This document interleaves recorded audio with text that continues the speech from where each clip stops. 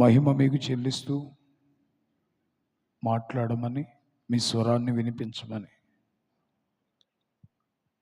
మనుష్యుడు మరుగవ్వాలి, మీరు తేటపరచబడాలి. శ్రేష్టమైన మీ వాక్కు మాతో అందిస్తున్నప్పుడు వినగల చెవి, గ్రహించే హృదయం మాకు ఇవ్వండి. వాక్యానికి విరోధంగా పనిచేసే ప్రతి ఆటంకాన్ని యేసు నామములో లయపరచండి. మీకు మాత్రమే మహిమ, ఘనత, ప్రభావాలు చెల్లిస్తూ ఈ సమయాన్ని నన్ను, మమ్ములను మీకు అప్పగిస్తూ యేసుక్రీస్తు అత్యున్నత నామములో ప్రార్థన అడిగి పొందుకొని ఉన్నాము పరమ తండ్రి. ఆమేన్, ఆమేన్.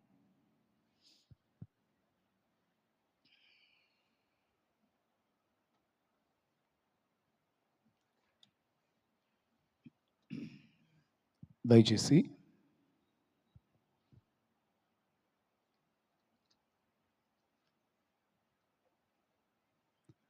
దేవుని వాక్యంలో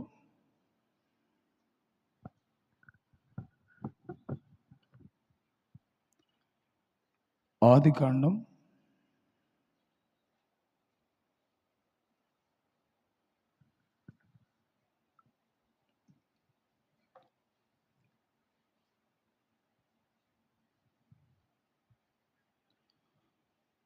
32వ అధ్యాయం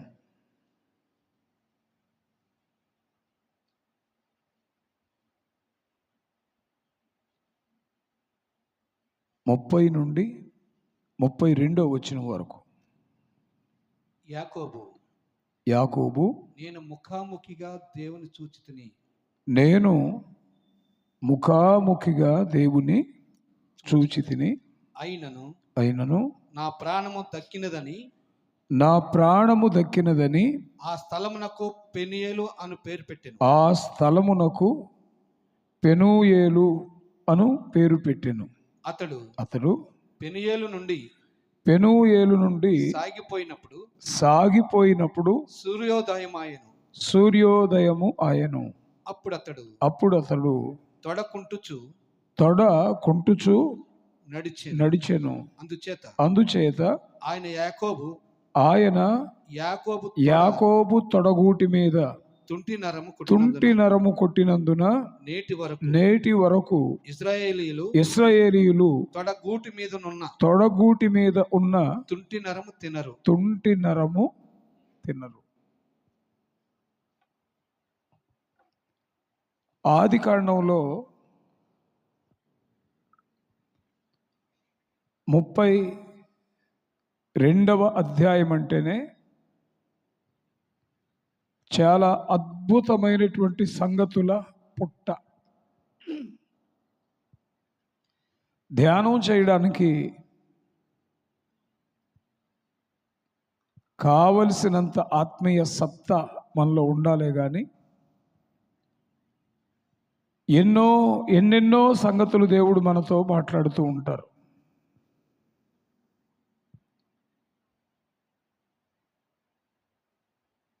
బైబిల్లో ఒక మాట ఉంటుంది, దేవుని మాటలన్నీ పుటము పెట్టబడినవే అని ఉంటుంది.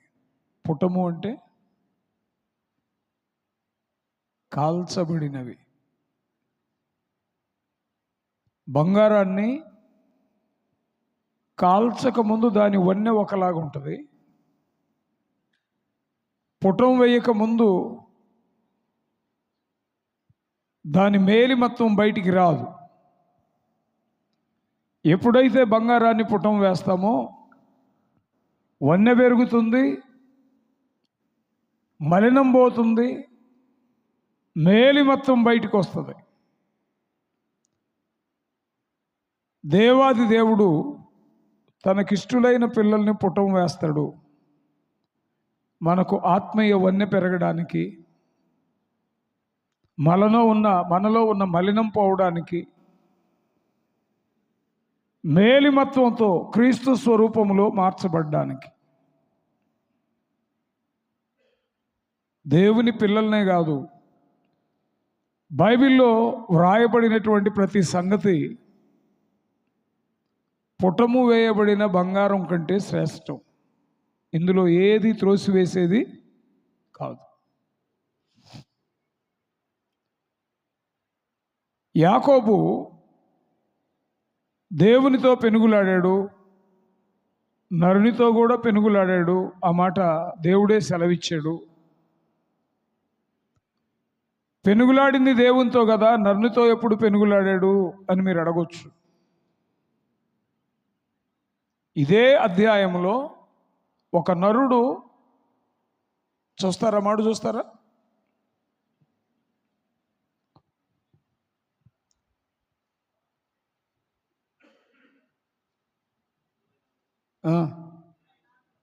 చదవండి. యాకోబు ఒక్కడు మిగిలిపోయెను, ఒక నరుడు తెల్లవారు వరకు. ఒక నరుడు తెల్లవారు వరకు. చాలు. అంటే యాకోబు పొందినటువంటి దేవదర్శనంలో నరస్వరూపియగు ఒకడు యాకోబుతో పోరాడినట్లుగా, లేక యాకోబు పోరాడినట్లుగా చూస్తాం.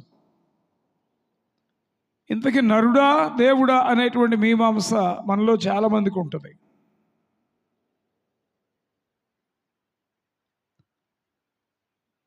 మన పోలికలో మన స్వరూపము చొప్పున నరుని చేయుదము అని దేవుడు సంకల్పించినట్టు ఆదికాండం 1వ అధ్యాయంలో వ్రాయబడి ఉంటుంది.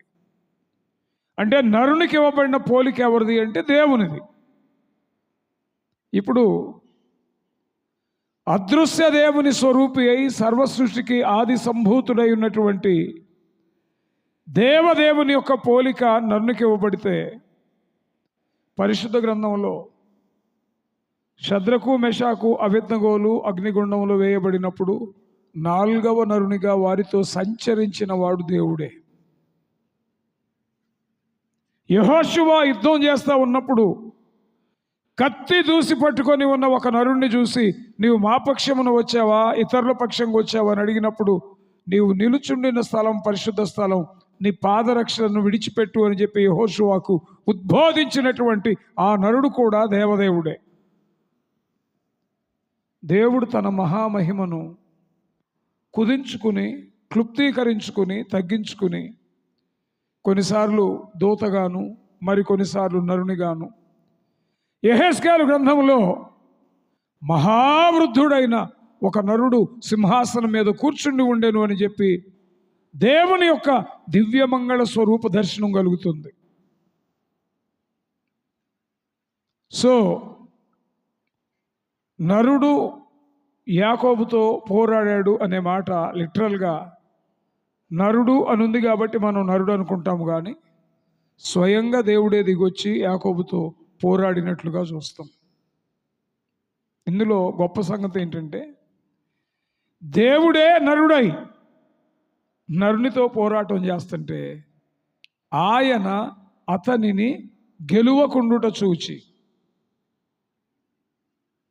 డైరెక్ట్ వర్షన్లోకి రండి, దేవుడు యాకోబును గెలువకుండుట చూచి, దేవుడేంటి యాకోబును గెలవలేకపోవడం ఏంటి అంటారా? ప్రార్థనాత్మతో నింపబడిన యాకోబు ప్రార్థన దేవుని పాదాలను దిగ్బంధనం చేసేసింది. ఏదైతే యాకోబు అడిగాడో అది దేవుడు నెరవేర్చేదాకా కదలడం సాధ్యం కావడల్లా. ఇంకా నరునితో ఆయన ఎప్పుడు పోరాడాడు అంటే, తల్లి గర్భములో పిండముగా ఉన్నప్పుడే అన్న మడిమను పట్టుకొని వచ్చాడు. ఎదిగే సమయంలో జ్యేష్ఠత్వ విలువ తెలిసి వచ్చాక అన్నకి దేవుడిచ్చినటువంటి జ్యేష్ఠత్వాన్ని యాకోబు తీసేసుకున్నాడు. సరే, యాకోబు మంచోడా చెడ్డోడా అవకాశవాదా దీని ప్రక్కన ఉంచుదాం. జ్యేష్ఠత్వం విలువ తెలిసిన ఏషావేమో కిక్అవుట్ చేశాడు, తెలియని విలువ తెలియని ఏషావేమో వదిలేసుకున్నాడు. విలువ తెలిసిన యాకోబేమో భద్రపరుచుకున్నాడు. భౌతికంగా నరుడైన అన్న మీద విజయం పొందాడు. ఆత్మీయంగా నరునిగా దిగొచ్చిన దేవుని మీద కూడా ప్రార్థన ద్వారా తన ఆలోచన నెరవేర్చుకున్నాడు. కన్నీటి ప్రార్థన చేసినటువంటి యాకోబుని బైబిల్ మగసిరి గలవాడు అని కితాబ్ ఇచ్చింది. ఇప్పుడు ఈయన సరే దేవుడు అడిగాడు, నీ పేరేంటి అన్నాడు. నా పేరు యాకోబు అయ్యా అన్నాడు. నీ పేరు ఇక యాకోబు కాదు ఇశ్రాయేలే అన్నాడు. ఈయన కూడా అడిగాడు, నీ పేరేంటి అని. నా పేరు నీవు ఎందుకు అడుగుతున్నావు అన్నాడు.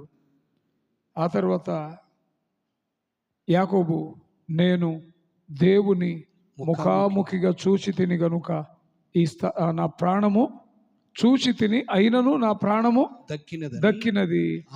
ఆ స్థలమునకు పెనుయేలు అని పేరు పెట్టాను. పెనుయేలు అనగా దేవుని ముఖము. ముఖము. వాక్యం వింటూ ఉండగానే మనలో కలగవలసినటువంటి ప్రేరణ ఏంటంటే,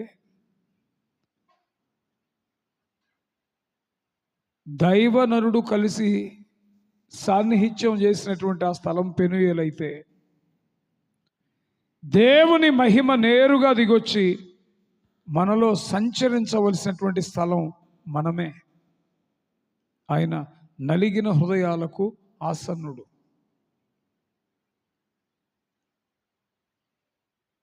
నీ దేహము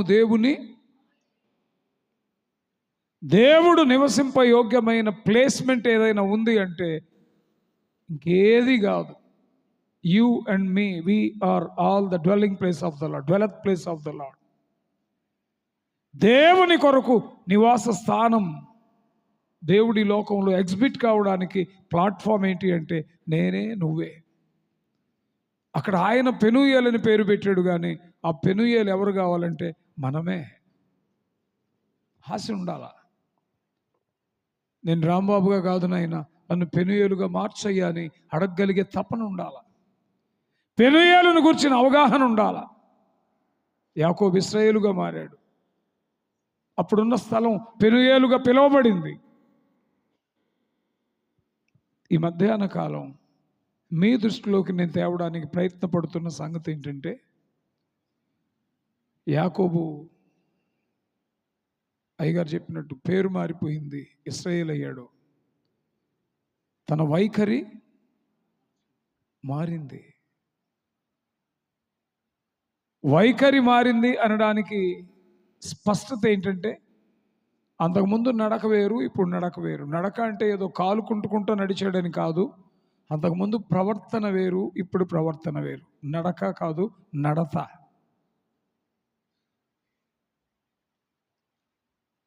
ఒక వ్యక్తి నడత మారాలి. ఒక వ్యక్తి నడక మారాలి. ఒక వ్యక్తి ప్రవర్తన మారాలి. ఎట్లా సాధ్యం? ఎలా సాధ్యం చెప్పండి? తూర్పు దేశపు జ్ఞానుల గురించి మీరు విన్నారు, అవునా?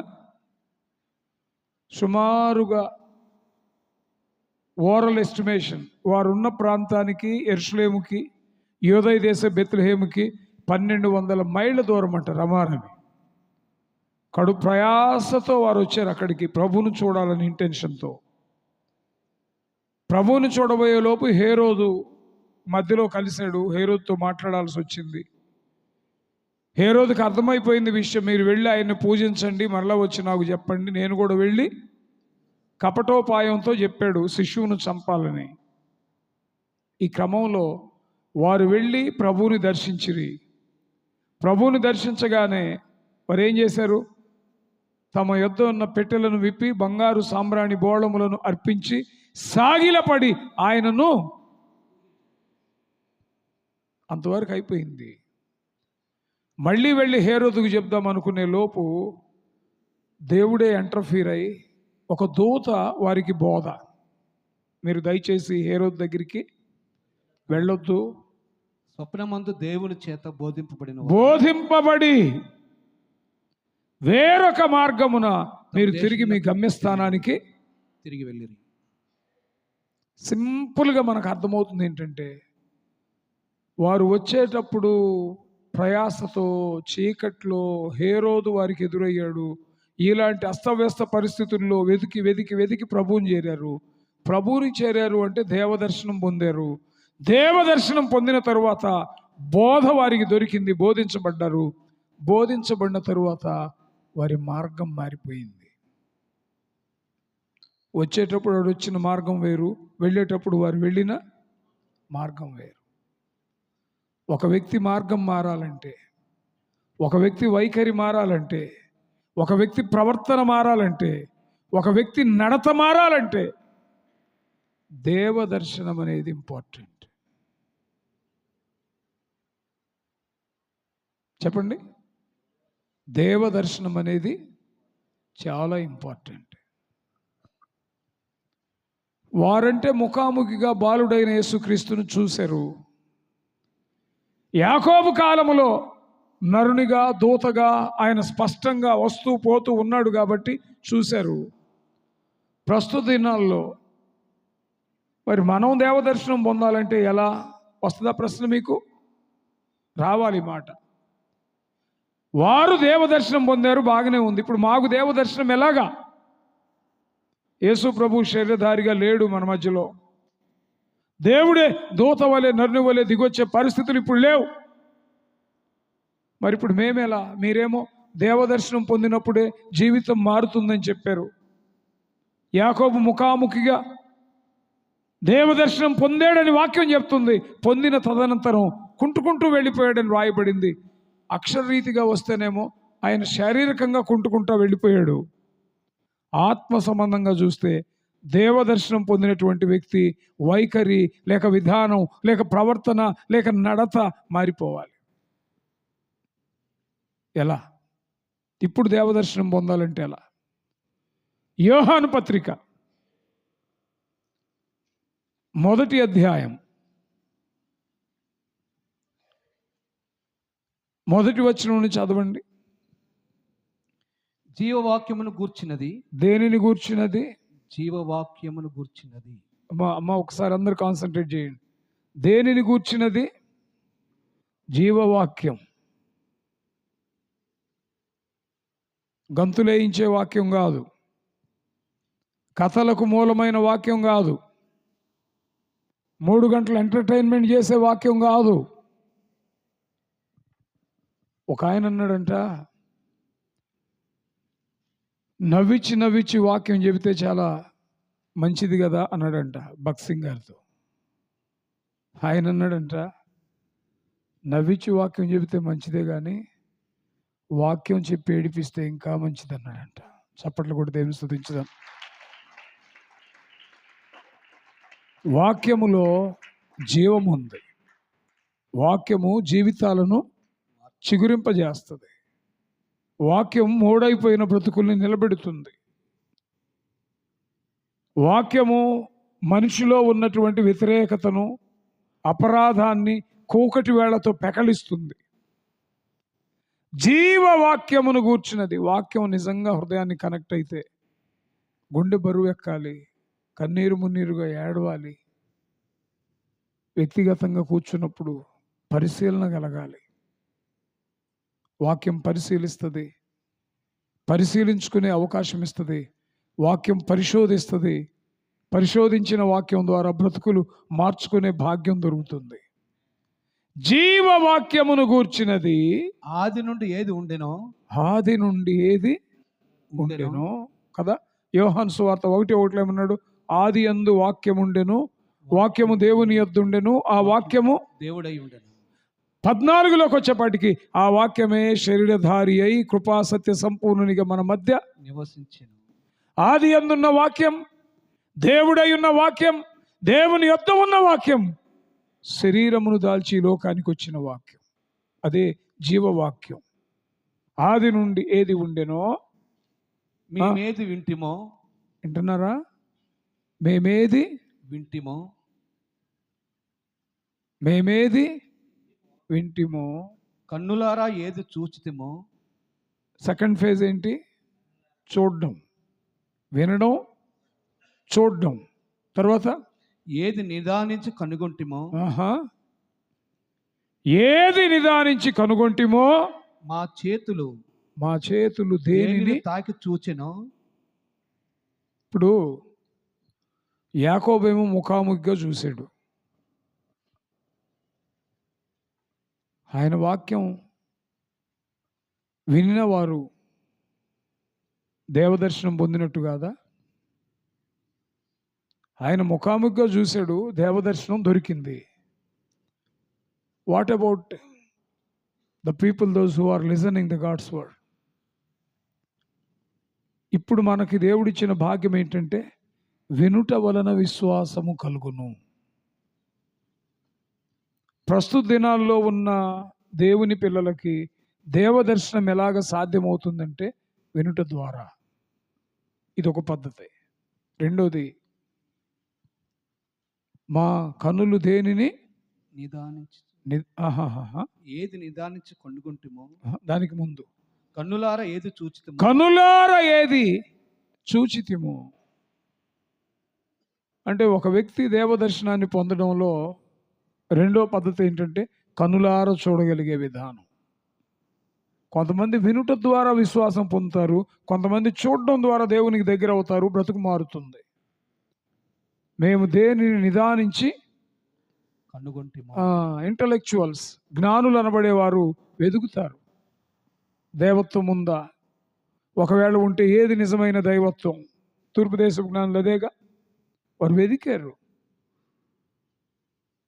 యాకోబులో నక్షత్రం ఉదయించుననే మాట వారు గ్రహించారు, నమ్మారు.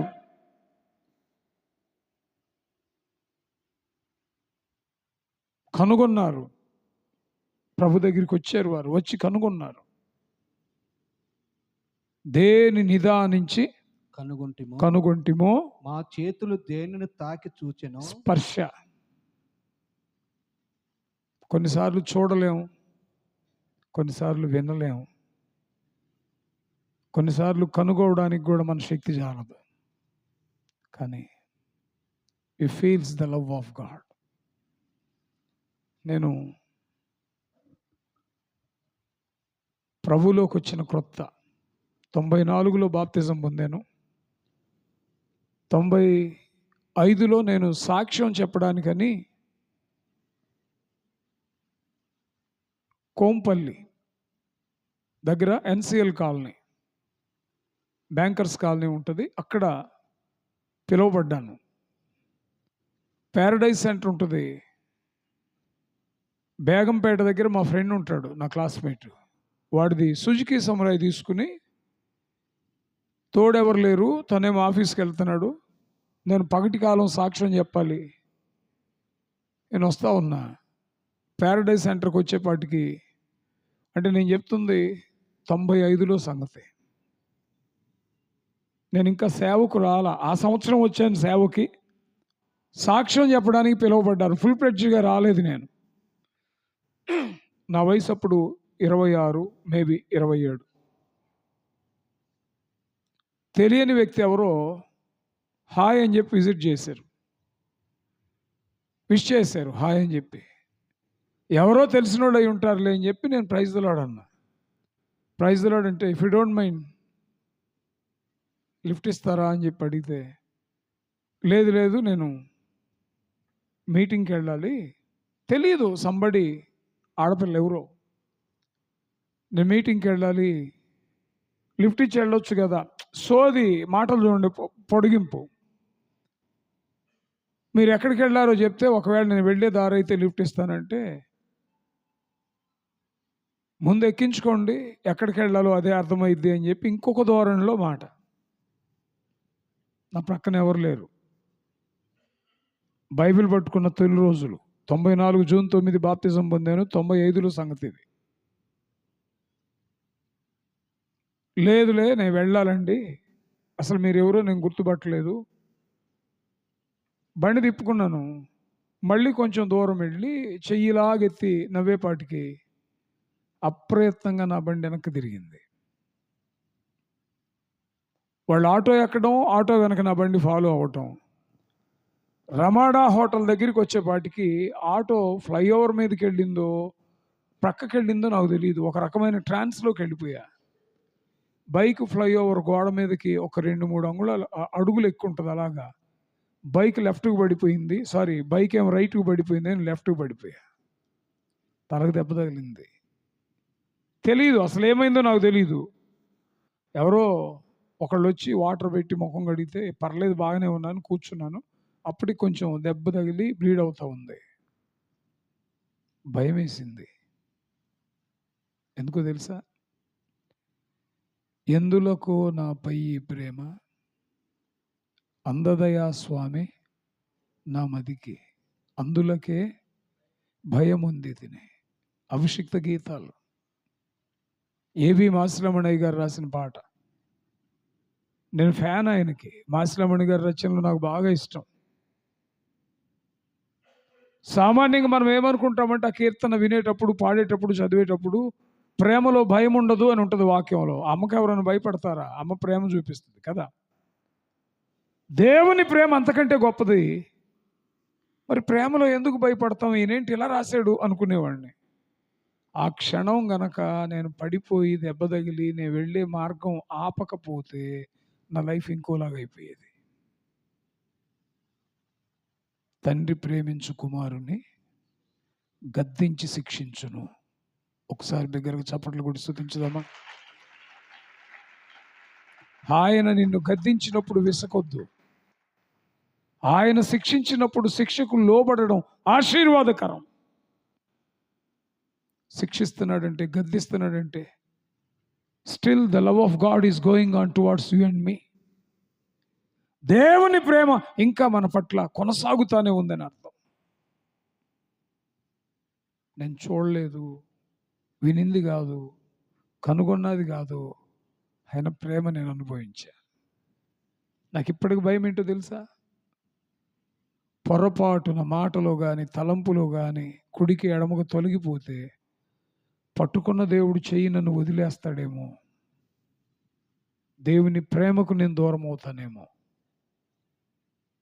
మా చేతులు దేనిని స్పర్శించెను. చదవండి అన్నమాట, చదవండి. మా చేతులు దేనిని తాకి చూచెను అది మీకు తెలియజేస్తున్నాను. ఇందులో రెండు అంతర్భావాలు ఉన్నాయి. ఒక వ్యక్తి దైవ ప్రేమను గురించి ప్రకటించాలన్నా, బోధించాలన్నా వినన్నా ఉండాలి, చూసన్నా ఉండాలి, కనుగొనన్నా ఉండాలి, అనుభవించన్నా ఉండాలి.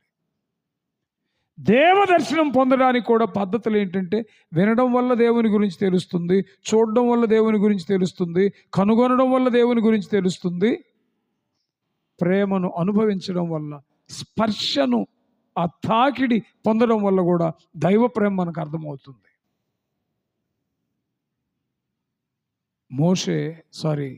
యాకోబు మార్గం మారింది, యాకోబు వైఖరి మారింది, యాకోబు తీరు మారింది, యాకోబు ఇశ్రాయేల్ అయ్యాడు. యాకోబు దేవునితో ఫైట్ చేసినటువంటి, ఆ ప్రార్థన పోరాటం చేసినటువంటి ఆ ప్లాట్ఫామ్, ఆ స్థలం కూడా మారిపోయింది. ఒక భయభక్తులు కలిగిన వ్యక్తి ఒక ప్రాంతంలో ఉన్నాడంటే అతన్ని బట్టి ఆ ప్రాంతం అంతా సువాసన వెదజల్లాలి. మనం ప్రార్థనా పరులుగా ఉంటే మన ఇంట్లో వాళ్ళు యాక్సెప్ట్ చేయరు. మనం బైబిల్ తీసుకొని ప్రార్థనకు వస్తూ ఉంటే భార్యను భర్త యాక్సెప్ట్ చేయలేడు, భర్తను భార్య యాక్సెప్ట్ చేయలేదు, తల్లిదండ్రులను పిల్లలు యాక్సెప్ట్ చేయలేరు. జాడలు సారము వెదజల్లాలి. క్రీస్తును గూర్చిన సువాసన వ్యాపించాలి. పౌలు అంటాడు, జీవించు వారికి జీవపు వాసనగాను, మరణించు వారికి మరణపు వాసనగా. దేవుని అంగీకరించని వ్యక్తి, వాడి మీద నేరారోపణ జరగడానికి, లోకం మీద నేరారోపణ చేయడానికి నోవహును దేవుడు ఉపయోగించుకున్నాడంట. మృతతుల్యులైన మనుషులు, ఎరిగి కూడా ప్రభువుని అంగీకరించని మనుషులు, వారు తీర్పులో దోషులుగా నిలబడాలంటే సాక్షార్థపు జీవితం ఒక క్రైస్తవునిది. బ్రతుకు మార్చుకోవడానికి ఎవడైనా ఇష్టపడితే వారికి జీవపు వాసనగా మన బ్రతుకులు ఉండాలి. దర్శనం అనే మాట రెండు రకాలు. నా మాట అర్థమవుతుందా అండి? నేను చెప్పే మాటలు అర్థమవుతున్నాయా? ఏదో గుంటూరు నుంచి వచ్చాడు ఆయన, మా అయ్యగారు పిలిపించాడు, ఏం చెప్పాడు ఆయనకే తెలియదు అన్నట్టుందా? నేను చెప్పబోయేది ఏంటో మీకు తెలుసా అన్నాడంట ఒక ఆయన. తెలీదు తెలీదు తెలీదు అన్నారంట అందరూ. తెలియదుగా, ఇంక నేను చెప్పి ఉపయోగం ఏంటని చెప్పి వెళ్ళిపోయాడంట. మళ్ళీ నెక్స్ట్ ఇయర్ పిలిపించారు. నిలబడగానే అదే ప్రశ్న, నేను చెప్పబోయేది మీకు తెలుసా అన్నాడంట. పోయినసారి తెలియదంటే వెళ్ళిపోయాడు, ఈసారి తెలుసు అందామని చెప్పి ఏకంఠంతో తెలుసు తెలుసు తెలుసు అన్నారంట. తెలుసుగా, ఇంక నేను చెప్పేది ఏముందని వెళ్ళిపోయాడంట. పట్టుబట్టి 3వ సంవత్సరం పిలిపించారు. అసలు ఈయన ఎట్ట చెప్పడో చూద్దామని. సగం మంది ఏమో తెలియదు అనండి, సగం మంది ఏమో తెలుసు అనండి, ఇప్పుడు ఎట్ట మిస్ అవుతాడో చూద్దామని చెప్పి మళ్ళీ నిలబడగానే నేను చెప్పేది ఏంటో మీకు తెలుసా అన్నాడంట. కొంతమంది తెలియదు అన్నారు, కొంతమంది తెలిసిన వాళ్ళు తెలియని వాళ్ళకి చెప్పండి అని వెళ్ళిపోయాడంట. అట్లా కొంచెం ఫ్రీగా ఉండండి. మీరు స్తబ్దుగా బిగ తీసుకొని ఉంటే అసలు నేనేమన్నా రాంగ్ చెప్తున్నానా, అసలు అర్థమవుతుందా లేదా అనిపిస్తుంది. ఆమేన్, ఆమేన్. ఎక్కడాగాం? దర్శనం.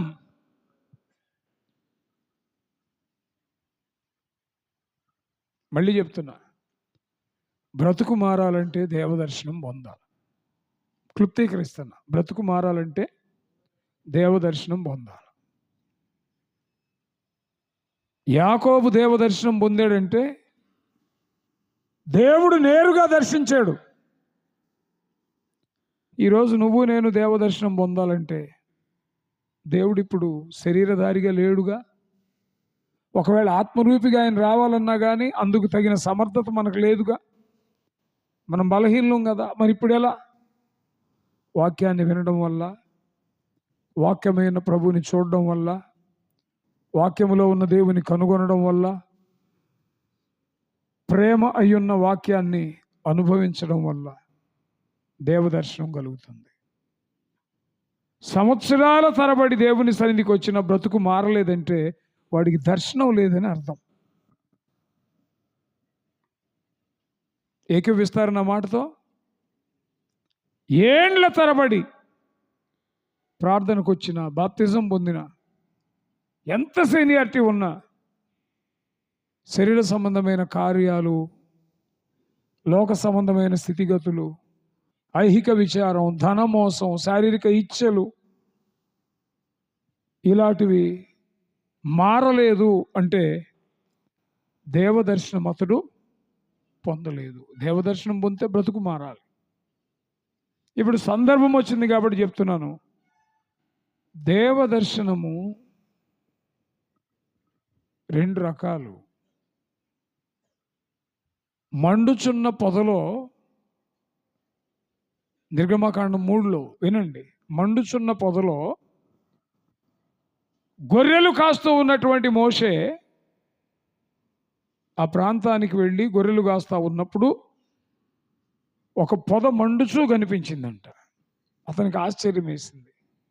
పొద మండుచుండెను కానీ అది కాలిపోలేదు. ఆకర్షించబడ్డాడు మోషే. లోకములో ఉన్నటువంటి పాపభూయిష్ఠులైన మానవ జాతి ప్రభు దగ్గరికి రాకపోవడానికి కారణం ఏంటంటే మండుచున్న పొదను పోలిన జీవితాలు మనకు లేవు. మండుతుంది దేవుని మహిమతో, కానీ అది ప్రకృతి సంబంధమైన అగ్ని కాదు, కాలిపోలేదు. మోషేకి ఆశ్చర్యం వేసి ఆకర్షించబడి వెళ్ళాడు చూడడానికి. నువ్వు నేను కూడా మండుతున్న పొదను పోలిన బ్రతుకులుంటే లోకమంతా మనల్ని బట్టి ప్రభు దగ్గరికి ఆకర్షించబడింది. ఈరోజు మంట గురించి చెప్పేవాళ్లే కానీ మండుతూ ఉన్న అనుభవం లేదు. ఈరోజు మోసే పొదను కూర్చుని ధ్యానం చేసేవాళ్ళమే కానీ పొదను పోలి జీవించాలన్నటువంటి పరిస్థితి మనలో ఉండలేదు. ఆ రోజున్న దేవుడే ఈరోజు ఉన్నాడు. ఆ రోజు సాక్షాత్కారమే ఈరోజు ఉంది. తేడా ఏంటంటే మనలోనే తేడా. గబాగబా వెళ్ళాడు అక్కడికి. వెళ్ళగానే మోషే మోషే నీవు నిలవబడిన స్థలం పరిశుద్ధం. దాని అర్థం ఏంటంటే దేవుని సన్నిధి ఎక్కడుంటే అది పరిశుద్ధం. లాజిక్లు చెప్పకూడదు. మోషే గొర్రెలు కాసి ఎక్కడెక్కడో ఏమేమో తొక్కొస్తాడు అందుకని చెప్పులేడో అన్నాడు. కానీ మేము బలిపీఠం మీదకి చెప్పులు వేసుకొని వస్తే నాకు రాగానే భలే సంతోషం వేసింది. ఇంత ఫాస్ట్ ఏరియాలో, హైదరాబాద్లో పరిచర్య చేస్తూ చాలా చర్చెస్ నేను చూస్తూ ఉంటాను. బలిపీఠం మీద కూడా చెప్పులతో బూట్లతో వచ్చేస్తారు. రాగానే అయ్యగారు అక్కడ తన చెప్పులు అక్కడ ఇప్పారు, నేను కూడా అక్కడే ఇప్పాను. మామూలు నడుచుకుంటూ వచ్చాం. ఈ బేసిక్స్ ఎంతమంది ఫాలో అవుతున్నారండి? మనుషులు ఎలా తయారయ్యారంటే దేవుని కంటే సుఖానుభవాన్ని ఎక్కువగా ప్రేమించేవారు. దేవుని కంటే కూడా స్థాయిని ఉన్నతంగా ఉత్తరమున సభాపర్వతం మీద సింహాసనం మీద కూర్చుంటాన్ని ఊహించుకున్నటువంటి ప్రధాన దూత వల్లే. తగ్గింపు లేదు. People so called believers they are not having the humbleness. తగ్గింపు లేదు. తగ్గింపు లేనప్పుడు దేవుడు ఎలా హెచ్చిస్తాడు? చెప్పులు విప్పు అన్నాడంటే అర్థం ఏంటంటే ప్రభు ఎక్కడ ఉంటాడో అది పరిశుద్ధం. ఇంకా పిచ్చి లాజికల్ అనవసరం. చెప్పులు ఇప్పాడు. డైరెక్ట్గా కళ్ళతో మండుచున్న పొదం చూశాడు. అది దర్శనం. ఇప్పుడు మనలో కూడా చాలామంది స్వప్నం వచ్చిందని చెప్తారు, కళలు వచ్చాయని చెప్తారు, దర్శనాలు వచ్చాయని చెప్తారు. కళ రావడం, దర్శనం రావడం తప్పని నేను చెప్పడం లేదు, కానీ డైరెక్ట్గా సూటిగా మండుచున్న పొదను చూశాడు అంటే దేవుని సాక్షాత్కారాన్ని పొందాడు. It's enough. తర్వాత కార్యాచరణ ఏంటి? మండుచున్న పొదను చూశాడు, చంకలు కొట్టుకుంటా చప్పట్లు కొట్టుకుంటా నేను దేవుని చూశానని రావచ్చు. నెక్స్ట్ ఏంటి? పొదను చూస్తే చాలదు, మండుచున్న పొదను చూస్తే చాలదు. పొదలో ఉన్నవాడు ఏమి మాట్లాడాడో ఆ మాటల ఆంతర్యాన్ని, ఆయన మనస్సును గ్రహించుటయే ప్రత్యక్షత. చప్పట్లు కూడా స్తుతించుదాం. ప్రతి క్రైస్తవ స్త్రీకి పురుషునికి కూడా ప్రత్యక్షత, దర్శనం చాలా ఇంపార్టెంట్. దర్శనం అంటే పౌలును ఆడుకున్నాడు, మోషేను ఆడుకున్నాడు, యోబును ఆడుకున్నాడు, అబ్రహాం గారిని ఆడుకున్నాడు. అయ్యా నువ్వు వాళ్ళను వాడావు, వీళ్ళను వాడావు, నన్ను కూడా వాడుకో ప్రభువా. మంచిదే మంచిదే మంచిదే. ఈ మధ్య ఒక పాట ఏదో వచ్చింది, నేను కూడా ఉన్నానయ్యా నన్ను వాడుకో.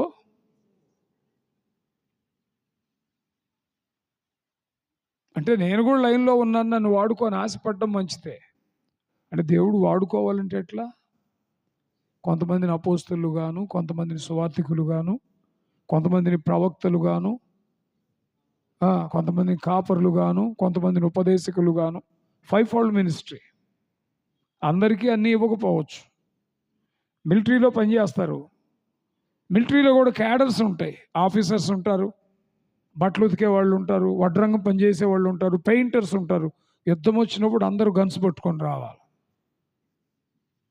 సంఘంలో కూడా దేవుని పిల్లల్లో కూడా క్యాడర్స్ ఉంటాయి. దేవుని హత్తుకునేవారు ఉంటారు, కొంచెం దేవుని దగ్గరకు ఉండేవారు ఉంటారు, చదవగలిగిన వాళ్ళు ఉంటారు, చదువు లేని వాళ్ళు ఉంటారు.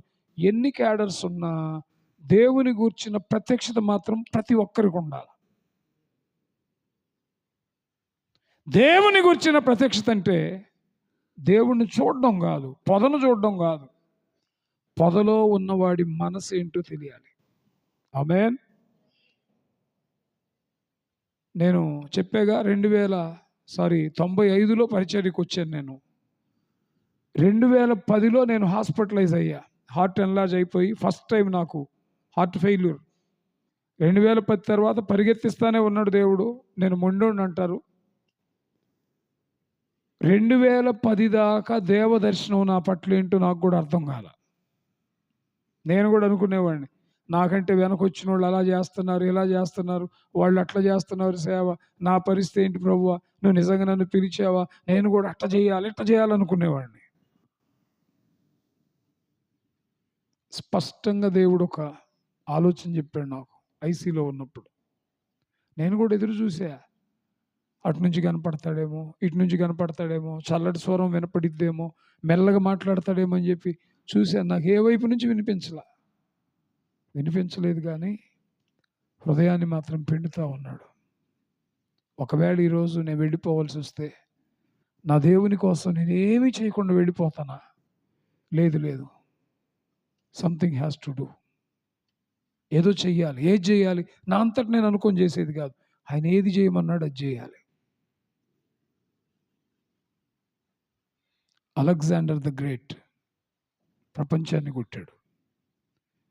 ప్రపంచాన్ని కొట్టి పరిపాలించిన అలెగ్జాండర్కి ప్రజలు కావాలి.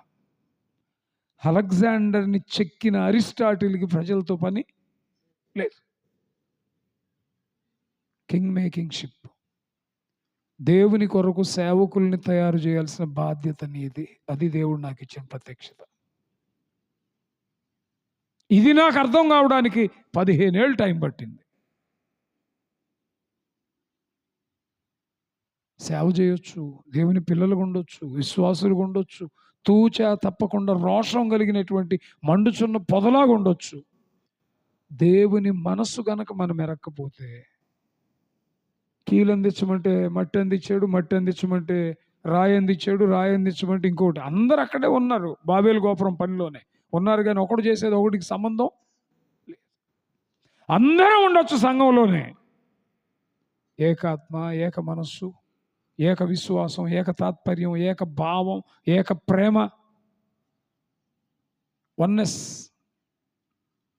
ఈ మధ్య అది కూడా పెద్ద పెద్ద సేవకులందరూ కలిసి వన్నెస్ ఏదో పెట్టారు. నాకంత అవగాహన లేదు, కానీ మంచిదే. ఐక్యత కలిగి ఉండడం, వన్నెస్ ఉండడం మంచిదే. అసలు వన్నెస్ అంటే మనం అనుకునేది కాదు, దేవునితో వన్నెస్ ఉండాలి. సహోదరులు ఐక్యత కలిగి ఉండుట ఎంత మేలు, ఎంత.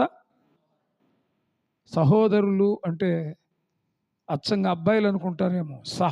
ఉదరులు అంటే ఒక ఉదరంలో నుంచి వచ్చిన వారు, ఆడపిల్లైనా మగపిల్లడైనా ఒక తల్లి పిల్లలు కాబట్టి ఐక్యత కలిగి ఉండాలి. యేసుక్రీస్తు రక్తంలో కడగబడినటువంటి ప్రతి ఒక్కరూ ఈ తాత్పర్యంతో బ్రతకాలి. ఇప్పుడు ఐక్యత ఎవరితో ఉండాలి? మనుషుల మధ్య ఐక్యత ఉండాలి. మనుషుల మధ్య లేదు. మనుషుల మధ్య ఐక్యత రావాలంటే దేవునితో ఐక్యత ఉండాలి. దేవునితో ఐక్యత ఉంటే మనుషుల్ని అర్థం చేసుకుంటాం. దేవునితో మమేకం కాకపోతే మనుషులు అర్థం కారు. మీకు ఇంకో మాట చెప్పనా? క్రైస్తవ్యంలో ఉన్న పెద్ద ముడేంటంటే, లోకంలో ఉన్న ఏ జాతి అయినా, దాన్ని ఏమంటారు, రిలీజియన్, ఏ మతమైనా, ఇంకెవరైనా వాళ్ళ వైపు వాళ్ళు ఆలోచించుకుంటారే కానీ నెక్స్ట్ పొజిషన్ వెళ్ళరు. అవతల వ్యక్తి గురించి అసలు ఆలోచించరు. క్రైస్తవ్యం ఎక్కడ స్టార్ట్ అయిద్దంటే, నీ ప్లేస్లో నేనుంటే ఎలాగా. దావీదుని రాళ్లతో కొడుతున్నాడు ఒకడు, గెరా కుమారుడైన షిమి. రాళ్లతో కొడుతున్నప్పుడు దావీదు ప్లేస్మెంట్లో మనమైతే తల లేపి అవతలేసేవాళ్ళం. యోవాబు అన్నాడు, ఒక్క అవకాశం ఇస్తే చచ్చిన ఈ కుక్క వంటి వాడిని ఒక్క పోటు పోడ్చి గోడకు తగిలిస్తా అన్నాడు. దావీదేమన్నాడు? సెరూయా కుమారులారా, మీకు నాకేం పొత్తు. దావీదును దూషించమని దేవుడే వాడికి సెలవిస్తే వాడిని చంపటం వల్ల ప్రయోజనం ఏంటి? తిడతాడా? తిట్టనేమండి, లెట్ హిమ్ కంటిన్యూ. ఒకవేళ దేవుని కోపం అలాగైనా నా మీద నుంచి పోతేమో. స్పిరిట్ ఆఫ్ అండర్స్టాండింగ్, ఆత్మ వివేచన, ఆవలి వ్యక్తి పరిస్థితిని ఆలోచించగలిగేటువంటి ఆత్మీయత క్రైస్తవుల్లో ఉండాలి ఖచ్చితంగా. మనం ఎంతసేపటికి మన వైపు మనం ఆలోచిస్తాం కానీ ఆవలి వ్యక్తి పరిస్థితులను ఆలోచించాం. ప్రభు అదే కంది, తండ్రి వీరేమి చేయుచున్నారు వీరెరుగరు వీరిని. అంటే ఆయన శిలువ మరణం పొందే టైంలో కూడా వారు ఏం చేస్తున్నారో వారి గురించి ఆయన ఆలోచిస్తున్నాడు. అర్థమవుతున్న మాట అండి. సో క్రైస్తవులైనటువంటి వారు కేవలం ఊరికనే మండుచున్న పదం చూస్తే చాలదు. నేను దేవుడిని ఎరిగానని చెప్పుకుంటే చాలదు. మండుచున్న పొదలో ఉన్నవాని మనసేంటో మనం పట్టుకోవాలి. ఆయన మనసేంటో పట్టుకున్నప్పుడు మనం చేయగలిగేది ఏదైనా కూడాను గురి ఎరిగిన పోరాటం లాగా ఉంటుంది. పూర్వదినాల్లో కీళ్ళ నొప్పులు అంటే వాతలు పెట్టేవాళ్ళు. మోకాల్లో ఉన్న కీలు నొప్పి అని వెళ్ళాడంట నాటు వైద్యుడి దగ్గరికి. వాత ఎక్కడ పెట్టాలి? కీలు ఎక్కడో వాత అక్కడ పెట్టాలి. మోకాలు నొప్పి అని వెళితే మెడ మీద పెట్టాడంట వాత. ఉపయోగం ఉంటుందా? దేవుని మనసు ఏదో ఎరిగి ఆ ప్రకారం బ్రతకాలి మనం. దేవునితో ఐక్యత దేవునితో ఎవరు ఐక్యంగా ఉంటారో, దేవుని మనసు ఎరిగిన వారు, వాళ్ళు మనుషులతో కూడా ఐక్యంగా ఉంటారు. అసలు మనుషులతో ఐక్యత కలిగి ఉండాలన్నా, దేవునితో ఐక్యత కలిగి ఉండాలన్నా, ఐక్యత అంటే మళ్ళీ ఇక్కడ కాంట్రవర్సీ. అసలు దేవుని పిల్లలు లోకంతో ఐక్యతగా ఉండలేరు, అది వేరు. లోకంతో కలిసి ఉండలేరు. మళ్ళీ దాన్ని తీసుకొచ్చి ఇటు క్రాస్ చేయమాకండి. నాతో నేను ఐక్యతగా ఉండాలి. నా మనస్సు, నాలో ఉన్న దైవిక ఆత్మ, నా శరీరము కోయిన్సైడ్ కావాలి. ముందు నాలో నాకు ఐక్యత లేదనుకోండి, నా కుటుంబం విచ్ఛిన్నమైపోద్ది. కుటుంబం ఐక్యత కలిగి లేదనుకోండి, నేను ఎంత విశ్వాసం జీవితం జీవించినా నన్ను బట్టి నా బంధువులు ఎవరు దేవుని దగ్గర రారు.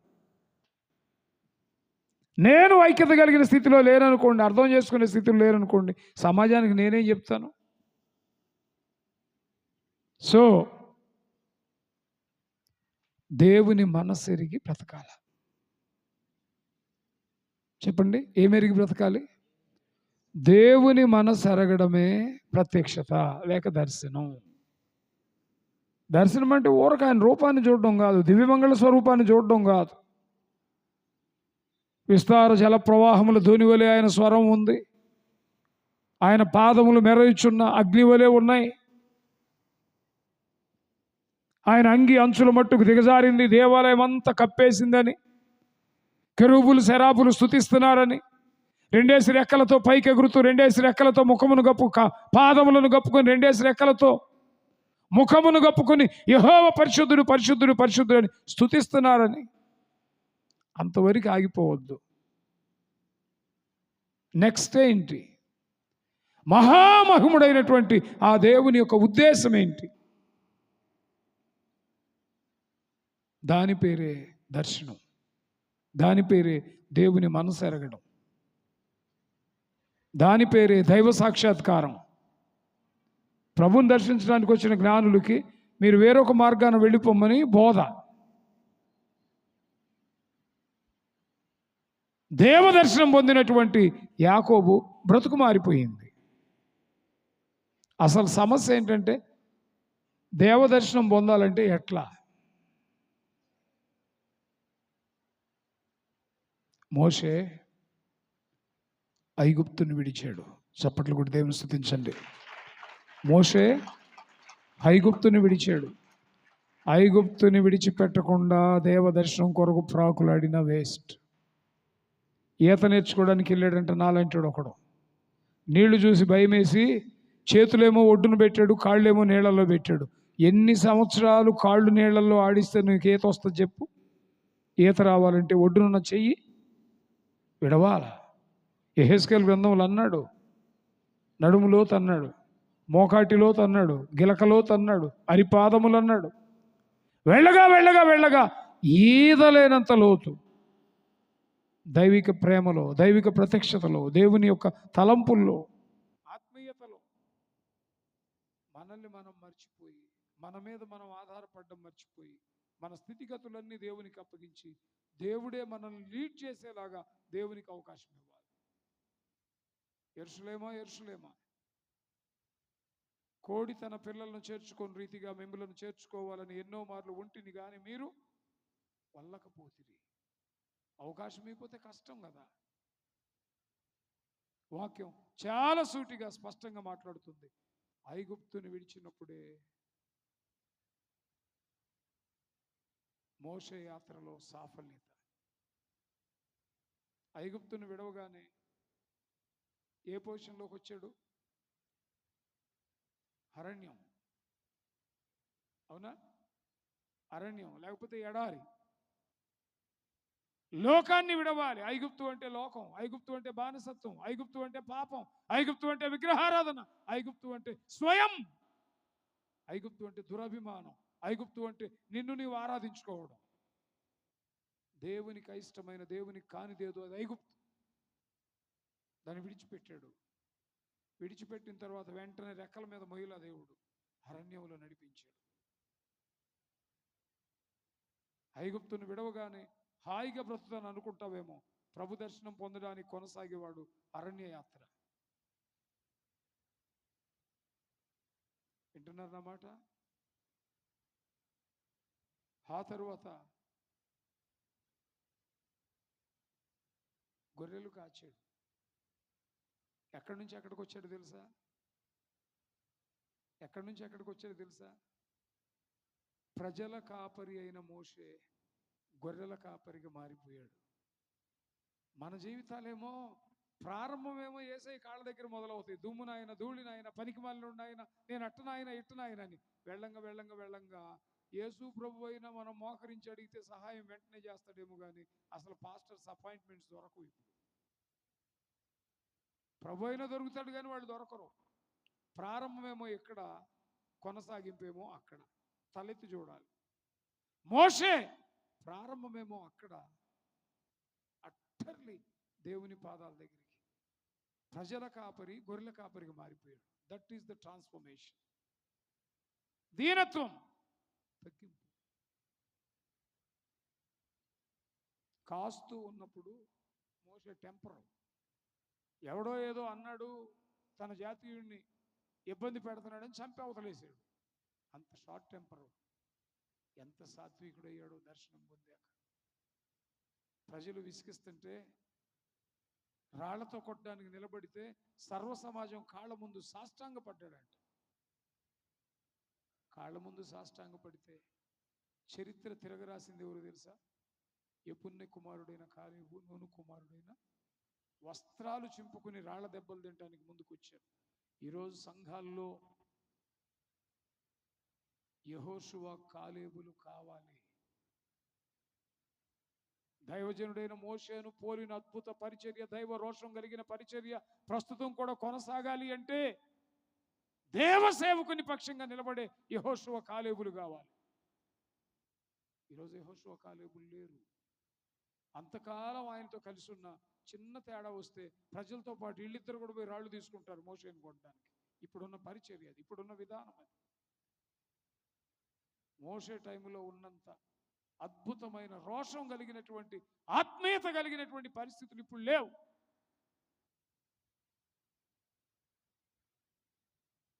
ఐగుప్తు విడిచాడు, అరణ్య యాత్ర నలగొట్టబడ్డాడు, పై స్థాయిలో నుంచి అట్టడుగు స్థాయిలోకి వచ్చేసాడు. దేవుని కోసం తగ్గించుకుని సహనం నేర్పించడం కోసం 40 ఏళ్ళు గొర్రెలు కాసాడు. 40వ ఏట ఐగుప్తు నుంచి వచ్చాడు, 40 ఏళ్ళు గొర్రెలు కాసాడు. 80 ఏళ్ళు వస్తే కానీ మెచ్యూరిటీ రాలేదు ఆయనకి. మోషే పెద్దవాడైనప్పుడు ఉంటుంది హెబ్రీ పత్రికలో 11లో 11:24 అనుకుంటాను, 23-24లో మోషే పెద్దవాడైనప్పుడు విశ్వాసమును బట్టి ఐగుప్తు ధనము కంటే క్రీస్తు విషయమైన నింద గొప్ప. ఎప్పుడు డిసైడ్ అయ్యాడు? అది చెప్పాలి. ఎప్పుడు డిసైడ్ అయ్యాడు? పెద్దవాడైనప్పుడు. ఎప్పుడు? పెద్దవాడేంటి, 80 ఏళ్ళు ఉన్నాయి అప్పటికే, 40 దాటాయి. 80 పెద్దవాడైనప్పుడు 80 ఏళ్ళప్పుడు ఐగుప్తుకు వచ్చాడు. మళ్ళీ దేవుడు పంపిస్తే పొదలో కనిపించి ఫరో మోషేని మభ్యపెట్టే ప్రయత్నం చేస్తాడు. నీ ప్రజలతో నువ్వు శ్రమలు పడతావా? ఐగుప్తు రాజ్యాన్ని అధిష్ఠిస్తావా? నా కుమార్తె ద్వారా పెంచబడిన వాడివి కాబట్టి. ఆయన అదే డిసైడ్ అయ్యాడు. అల్పకాలము ఐగుప్తు పాపభోగమును అనుభవించుట కంటే దేవుని ప్రజలతో శ్రమ అనుభవించుట మేలను యోచించి. అంటే ఈ తీర్మానం ఎప్పటికి వచ్చింది? 80 ఏళ్ల తర్వాత. 80 ఏళ్ళకి పెద్దోడు ఏంటండి బాబు, పండు ముసలోడు అప్పుడు మన భాషలో అయితే. అంటే మోషే ఆ పరిపక్వతలోకి రావడానికి అంతకాలం పట్టింది. దేవదర్శనం పొందాక కూడా లోబడల మోషే. నా వల్ల ఏమైంది నాయన, నేను నత్తుడిని కదా, నేను చెప్తే ఎవరింటారు ప్రభు అని ఎస్కేపింగ్ మోడ్లో మాట్లాడాడు.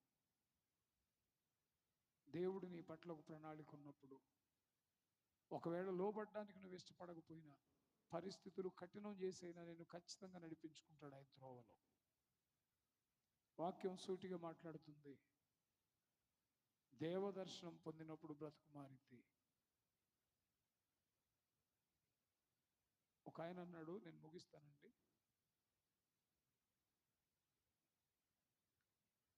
పరిశుద్ధాత్మ లేకపోతే పరలోకం పోడు. అసలు పరిశుద్ధాత్మ నడిపింపు లేకపోతే క్రైస్తవుడు కానే కాదు. మీకు వరాలు లేవు, మీకు భాషలు రావు. పరిశుద్ధాత్ముడు ఎలాగున్నాడు మీకు? ఏం చెప్పాలి? క్రీస్తులో రక్షించబడిన ఒక వ్యక్తి పరిశుద్ధాత్మను కలిగి ఉన్నాడు అని ఎలాగ నిదర్శనం? వాళ్ళు చెప్పేది ఏంటంటే ఏదో భాషలు మాట్లాడేసి మేము పరిశుద్ధాత్మను కలిగి ఉన్నాం అంటారు. మరి మనకేది నిర్ధారణ? తీతుకు రాసిన పత్రిక 3వ అధ్యాయం 5వ వచనం. తీతుకు రాసిన పత్రిక 3:5. ఫాస్ట్. నా యొద్ద ఉన్నవారందరూ నా యొద్ద ఉన్నవారు నీకు వందనములు చెప్పుచున్నారు. కాదయ్యా, మనము నీతిని అనుసరించి. ఓ పాస్టర్ గారు వాక్యం చెప్తున్నాడంటే ఇలాగే, నేను నిజమైన ద్రాక్షావళిని, మీరు నా ఏముంది అక్కడ? తీగలు. కొత్తగా వచ్చాడంట ఆ ఊరు అల్లుడు. పాస్టర్ గారు వాక్యం భలే చెబుతాడు, వెళదాం రా అల్లుడు అని వాళ్ళ అత్త వాళ్ళు పిలిస్తే ఈ అబ్బాయి కూడా వచ్చాడు. ఎంకామ్ చదివాడంట అప్పట్లోనే. కాకపోతే వస్తూ కళ్ళద్దు మర్చిపోయాడు. యోహాను 10:1 చదవమనగానే వెంటనే గబగబ బైబిల్ తీసి, నేను నిజమైన ద్రాక్షావల్లిని, మీరు నా ఈగలు అనలా, తీగలు అనలా, మీరు నా ఈగలు అన్నాడంట. ఆ పాస్టర్ కూడా నా అలాంటోడే.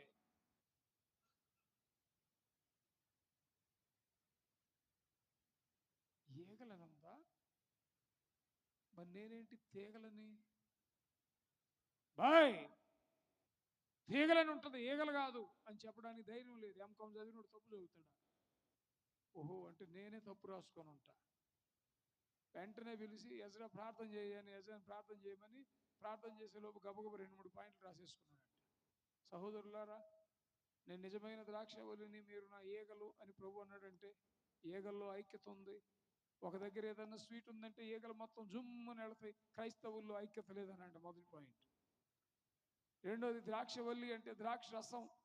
ద్రాక్ష రసం ఎక్కడ ఉంటుందో ఈగలన్నీ అక్కడే ఉంటాయి, మధురత్వం. ఈరోజు క్రైస్తవులు ప్రభువుని వెంబడించడం లేదు, అందుకే ఈగల సాదృశ్యమని మొత్తానికి 2-3 పాయింట్లు రాసుకొని చక్కగా చెప్పి బ్రతుకు జీవుడా అనుకుంటూ వెళ్ళిపోయాడు ఇంటికి వెళ్ళి పాస్టర్ని పిలిచాడంట. ఏమమ్మా, నీ కూతురు నిజమైన ద్రాక్షవల్లిని, మీరు నా ఈగలు అని ఉంటే తీగలని చెప్పింది, నేను అది చెప్తున్నాను. ఒక అబ్బాయి ఇలాగ అన్నాడు, ఏముందో చూడు అన్నాడు అంట. ఏముంది? అందుకే కొంచెం మీరు జాగ్రత్త చదవకపోతే మేము డైలమా అయిపోతాం. నాకు బైబిల్ పట్టుకున్న తొలి రోజుల్లో నన్ను లైవ్ డిక్షనరీ అనేవాళ్ళు. బైబిల్ నాకు పిచ్చి ఏదైనా ఉందంటే బైబిల్ రీడింగే పిచ్చి నాకు. దాని మీద కూడా పరీక్ష పెట్టాడు దేవుడు. ఇప్పుడు ఇది ఆపరేషన్ చేయించాలా? చేయించడానికి లేదు. హార్ట్ ఎఫిషియన్సీ పెరిగితేనే చేయించాలి. అది పెరగట్లా, ఇది కనపట్లా. ఇది కనపట్లేదు కాబట్టి మెట్లు దిగేటప్పుడు కూడా 2-3 మెట్లు కలిపి ఒకే మెట్లుగా కనిపిస్తాయి. చాలా ఇబ్బందిగా ఉంటుంది. ఈ నేపథ్యంలో బైబిల్ తడుముకొని ఒక్కనితో చదవాలి. అందుకని పాట ఎంత బాగా పాడాలన్నా, పాట పాడే వాళ్ళు ఎంత టాలెంట్ అయినా మ్యూజిషియన్స్ చేతిలో ఉంటుంది కథ. స్కేలు తప్పించి ఒక హాఫ్ నోట్ ఎక్సెస్ ఇచ్చారనుకోండి, సచ్చిందే గొర్రె. ఎంత అద్భుతమైన ప్రసంగికుడైనా పిఏ సిస్టమ్ పెట్టే వాళ్ళ దగ్గర ఉంటుంది. ఏదన్నా టెన్షన్లో అడావుల్లో ఉండి వాళ్ళు కనుక పర్ఫెక్ట్గా పెట్టలేదు అనుకోండి, ఇంకా గింజుకున్నా రాదు వాయిస్ బయట. చాలా జాగ్రత్తగా వాక్యం అందించే మీరు కూడా చాలా జాగ్రత్తగా అందించాలి. చదవండి, ఇప్పుడు ముగించుకుందాం. మనము నీతిని అనుసరించి చేసిన క్రియల మూలముగా కాక తన కనికరము చొప్పుననే, దేవుని కనికరము చొప్పుననే, పునర్జన్మ సంబంధమైన స్నానము ద్వారాను, అంటే బాప్తిస్మము ద్వారాను, పరిశుద్ధాత్మ మనకు పరిశుద్ధాత్మ మనకు నూతన స్వభావములు కలుగు చేయుట ద్వారాను నూతన స్వభావము కలుగజేయుట ద్వారాను ఇప్పుడు చెప్పండి, ఒక వ్యక్తి వైఖరి మారడానికి ప్రధాన పాత్ర ఎవరిది? పరిశుద్ధాత్మ మనకు నూతన స్వభావము కలుగజేయుట ద్వారా మనలను రక్షించెను. గుంటూరులో మీటింగ్ జరుగుతుందండి. నేనే చైర్పర్సన్. ఆ రోజు ఒక అన్న వర్షిప్ చేస్తా ఉన్నాడు. సూపర్, హృదయాలు తాండవిస్తున్నాయి, అద్భుతంగా ఉంది. నేను కూడా తన్మయత్వంలో చూస్తా ఉన్నా. ముందు కూర్చున్న అక్కకి ఆత్మ వచ్చేసింది. అక్క దేవుని స్తుతిస్తా స్తుతిస్తా స్తుతిస్తా, నేను తప్పుగా అంటలేదు, నీకు అర్థం కావాలని చెప్తున్నా. బైబిల్ అక్కడ ఉంది, ఇలా ఇలా ఇలా ఇలా తిరిగిపోయి అక్కడికి వెళ్ళిపోయింది. నేను ఎవరికేమి ఇవ్వాలి, ఏ ప్రోగ్రామ్ ఏంటని చెప్పి నేను రాసుకుంటున్నాగా, నేను ఆమెకెళ్ళి చూస్తా ఉన్నా. ఇంకొంతమంది ఉవ్వెత్తును స్తుతిస్తున్నారు, ప్రభు వారిని దీవించుగా. ఈలోపు ఒక అక్క వచ్చింది ఇంటి దగ్గర నుంచి, గబ గబ గబ గబ వచ్చేసింది. పాపం స్నానం చేసింది, తల కూడా దూకోలేదు, ఇలా ముడేసుకుని బైబిల్ తీసుకొని వచ్చి అక్కడున్న అక్కడ వెళ్ళిపోయిందిగా. ఆ బైబిల్ పక్క జరిపి అక్కడ మోకాళ్ళు వేసింది. ఈలోపు అన్న వర్షిప్ అయిపోయింది, ప్రార్థన చేస్తున్నారు. ప్రార్థన చేసే టైంలో ఆకు వచ్చింది, ఇట్టంది. ఈ కూర్చున్నా ఉండేట చూసి, అంటే అరిస్తే డిస్టర్బ్ అయ్యింది, చూస్తాం అందరం. మరి నువ్వెట్ట చూస్తున్నావు అంటే, నేను మామూలుగానే పెత్తుంటారు అండి. దేవుడు అందుకే నన్ను నలగొట్టి నలగొట్టి నలగొట్టి కాడి మోపిస్తున్నాడు. నేను షెడ్యూల్ రాస్తా చూస్తున్నాను, అసలు వీడేంటా అని చెప్పని. ఆమె ఇట్టంటుంది, ఈమె ఇట్టంటుంది. కాసేపటికి మొత్తానికి వంట జరగమ్మా అన్న, జరిగింది. నాకు ఆశ్చర్యం ఏంటంటే, ఇంకొక గంటలో వాక్యం అయిపోద్ది. వాక్యం అయిపోతే ఆ స్థలంలో ఏమో ఉండదు, ఆమె ఉండదు, ఎవరింటికి వాళ్ళు వెళ్ళిపోతారు. ఇది గంట సంబడానికి ఉపయోగం ఏముంది? పరిశుద్ధాత్మలో ఓలలాడావు, ఆనందపడ్డావు, స్తుతించావు. నేను చూసిన వాళ్ళకి భయం పుట్టింది. తోటి సహోదరు వచ్చి నీ స్థలంలో కూర్చుంటే, తాత్కాలికంగా కూర్చుంటే తట్టుకోలేకపోయావు. అది పరిశుద్ధాత్మ నడిపింపు అంటావా? ఒక వ్యక్తి పరిశుద్ధాత్మ నడిపింపులో ఉన్నాడు అనడానికి రుజువు ఏంటంటే, అతని ఎంటైర్ లైఫ్ మారిపోతాయి. చప్పట్లు కొడదాం. పూర్వము ఏమై ఉన్నామో కంప్లీట్ అట్టర్లీ చేంజ్మెంట్. బ్రతుకులో మార్పు రాకపోతే దేవదర్శనం పొందల. బ్రతుకులో మార్పు లేదు అని అంటే పరిశుద్ధాత్మ నడిపింపు ఇంకా వారిలో ప్రారంభం కాల. బ్రతుకులో మార్పు రాలేదు అంటే వాక్య ప్రత్యక్షత లేదు. వాక్యం తెలిస్తే వాక్యం చెక్కిద్ది, మార్గాన్ని సరళం చేసిద్ది, మెట్టను పల్లం చేసిద్ది, పల్లాన్ని పూడ్చిద్ది, వంకరని సరళం చేస్తుంది, కరుకు త్రోవల్ని నునుపు చేస్తుంది. త్రోవ అంటే మన హృదయమే. కొందరి జీవితాలు ఎత్తుగా మెట్టగా, కొందరి జీవితాలు పల్లంగా, కొందరి జీవితాలు కరుగ్గా, కొందరి జీవితాలు వంకరగా. దేవుని వాక్యం నిన్ను దర్శిస్తే కాదు, నీవు గనక వాక్యమైన దేవుని దర్శిస్తే నీ మార్గం, నీ గమ్యం మారిపోతుంది. ముగిస్తున్నాను. దేవదర్శనం పొందినవాడు ఖచ్చితంగా వైఖరి మారింది. వైఖరి మారలేదంటే దేవదర్శనం, పరిశుద్ధాత్మ నడిపింపులో ఉంటే బ్రతుకు మారింది. బ్రతుకు మారలేదంటే పరిశుద్ధాత్మ క్రియ ఇంకా నీలో మొదలు కాల. మూడోది, వాక్య ప్రత్యక్షత ఉంటే బ్రతుకు చెక్కబడింది. వాక్యానికి అవకాశం ఇవ్వకపోతే బ్రతుకులో మార్పు రాదు.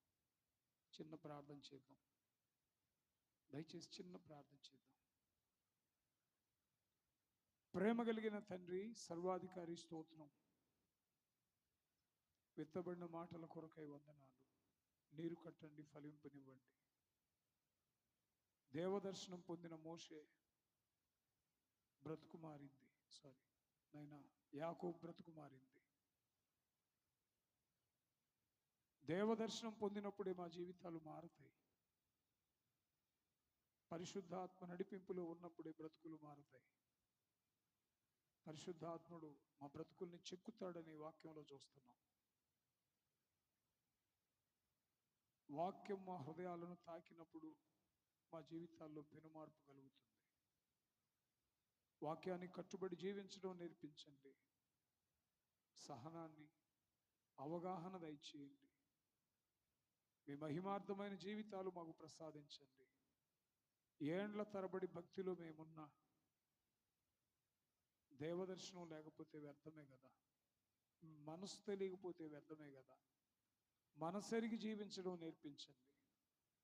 నన్ను మమ్ములను మీ దయగలిగిన హస్తాలకు అప్పగించుకుంటూ, స్వర్ణకారుడు మీరు, శిల్పకారుడు మీరు, మమ్మలను పుటము పెట్టి మేలిమిగా మార్చమని, మమ్మలను చెక్కి మీకు యుక్తంగా మార్చమని యేసు పరిశుద్ధ నామములో ప్రార్థిస్తున్నాను పరమ తండ్రి. ఆమేన్. థాంక్యూ.